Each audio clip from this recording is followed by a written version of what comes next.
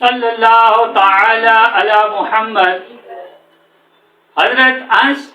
رضی اللہ تعالیٰ عنہ بیان کرتے ہیں کہ جب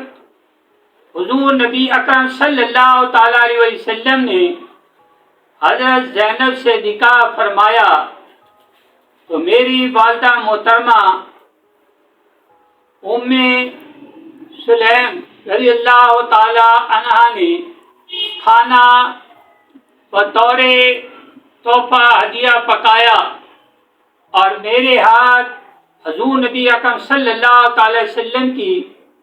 خدمت میں بھیجا اور ساتھ یہ بھی مجھے کہا کہ حضور نبی اکرم صلی اللہ تعالی علیہ وسلم سے میرا سلام کہنا اور عرض کرنا کہ اس مبارک موقع پر یہی کچھ تھا جو میں نے پکایا، آپ قبول فرمائیں۔ حضرت انس رضی اللہ تعالیٰ عنہ بیان کرتے ہیں کہ میں وہ کھانا لے کر حضور نبی اکرم صلی اللہ تعالی وسلم کی خدمت میں حاضر ہوا اور اپنی والدہ محترمہ کا سلام و پیام عرض کیا۔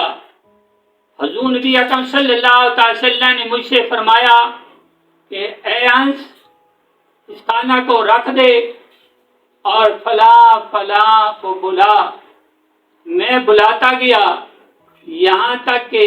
300 آدمی ہو گئے۔ پھر میں نے حضور نبی اکرم صلی اللہ تعالی وسلم کو دیکھا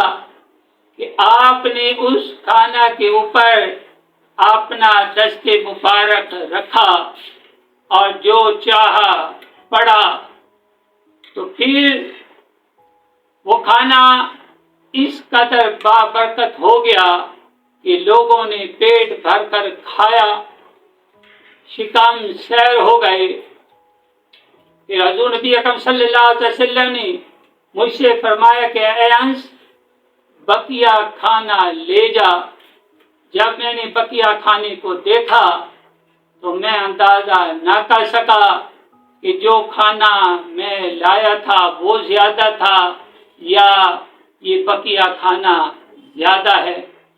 تو حضرات محترم، اس حدیث پاک سے ثابت ہو گیا کہ حضور نبی اکرم صلی اللہ علیہ وسلم نے اپنے آگے کھانا رکھ کر جو چاہا پڑا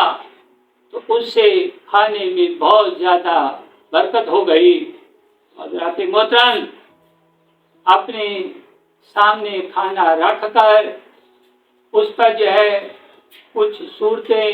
آیاتیں یا کم از کم بسم اللہ پڑھ کر کھانا کھانے سے جو ہے اس میں جو ہے برکت ہو جاتی ہے، لہذا کھانے پر کچھ نہ کچھ پڑھ لینا چاہیے۔